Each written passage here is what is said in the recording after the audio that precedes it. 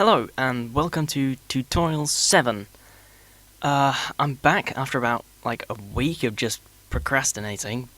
In any case, I'm back to talk about the sort of solid, punchy bass that plays alongside the sine. I know in the last tutorial I did this one, but this isn't the only sound that plays. There's another one that plays with it.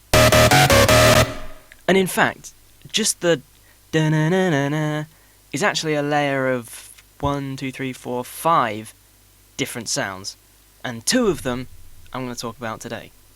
So there's the sine, which I talked about in the last tutorial, 2 here, which I'll talk about now, the sub, and this other solid bass, which I'll talk about in some other tutorial.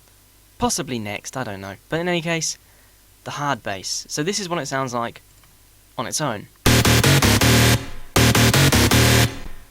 This is what it sounds like alongside the sine. And in the song. So it's kind of important. It definitely fattens the hell out of it, but it's a little bit quieter because I want the sine to be mainly what you're listening to. In any case, Citrus, I don't think I need to spend very long talking about this because it's a great example of how I, and probably a lot of people, do their sound design, and that is pressing all of the buttons.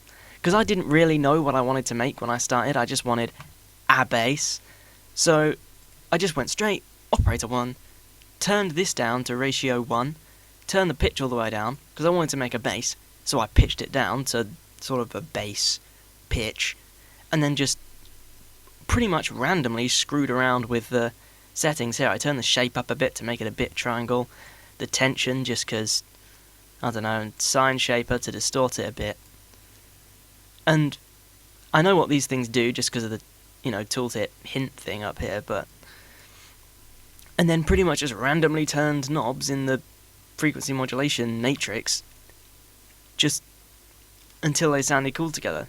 Just because FM is a great way to make things that are sort of harsh and hard. And that's what I wanted. I wanted something with a lot of frequencies that was harsh but full. I wanted something that was hard and solid. So I think Citrus was a good way to go. So, operator 1. Actually, fuck doing that. I'll turn off the effects for a second. And this is what it sounds like. This is what it sounds like. Which is pretty simple, really.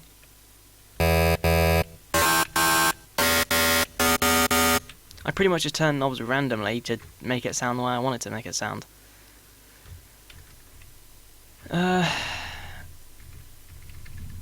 Can't undo that, can I? Oh well. So I played around with Ringwad, but really, it's a simple as hell sound. But in the effects, EQ to ear, EQ to taste. Cut out all the bass because I add a bit of sub later. Because of FM and the way it generally sounds, there was a hell of a lot of high frequencies in there that made it sound too harsh and not very nice. So I cut them all out and boosted up the middle a bit. Just because that's what I thought sounded good. And vocodex, I sort of think vocodex makes it sound a bit sort of, I don't know, hard. I like the way it sounds. It's a nice sort of distortion, I guess. And I use vocodex mainly because I've recently been watching a lot of Virtual Riot's live streams, and I noticed that in his, he uses vocodex a lot, just as an effect. He just slaps it onto something, doesn't use it as a vocoder. And he's got a good point, because I really like what it does. Maximus. Just compressed the hell out of it. I literally just loaded up Maximus and went bang, right, that's that done. Just as compression. EQ2.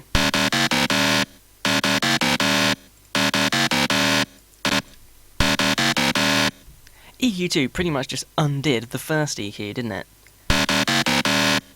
But whatever, that's what I thought sounded good at the time, just because Vocodex and Maximus had screwed around with some of the frequencies a bit, so I just did what I thought it sounded good. To ear, I thought, this could do with an EQ to shape it a bit, slapped one on. And here we are. Dimension Expander, I think I've talked about this already. It's a free VST, delay between left and right channels, makes it sound wide. Like the Dimension Expander from Massive. OTT, rock hard compressor. I could have just used this instead of Maximus, I guess, but keyboard focus.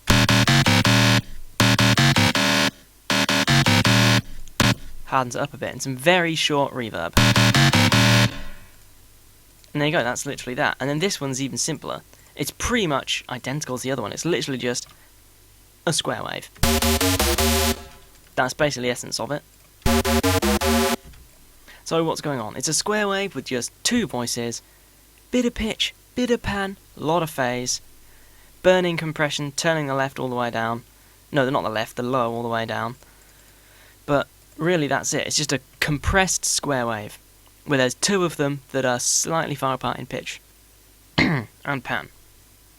So, simple as hell basically. Bit of stereo enhancer, basically exactly the same as Dimension Expander. Phase offset, stereo separation, just to make it wider.